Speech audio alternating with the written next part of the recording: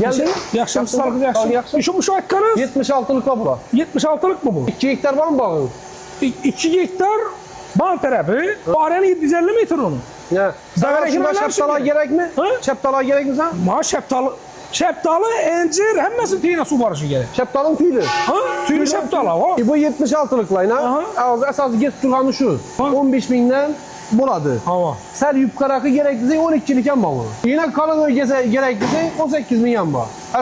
Bazı bunu alasan, sakakın bunları mı bırakın alasan? Hava. Rulo yerem özüm. Ben esası sunu 76'lıkta ikkesen.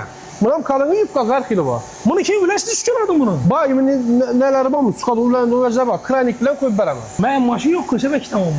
Apartta şey vallahi. Kasap kesen mi ama? Hem mecbur.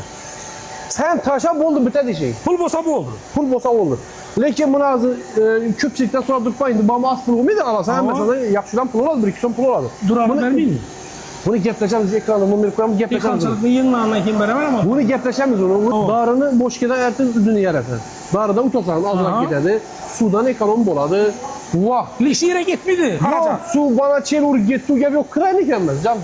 Güllerin bana oturadın işte. Ama bak. Güllerine sert meset su var duradı hocam bak. Sert Düzü meset? koyasan minut sert meset düzü asan çiz diye duruyor. Sun ekonometodon var yine. Salma kazıştan sulasan. Salmon ma kazılmıydı kulak kalasa ben. Bir şu kranikte. Ese telefon numarını mı aytın? Ekranda koyamız telefon numaranı. Hanka Karakaş'ta Zavut var.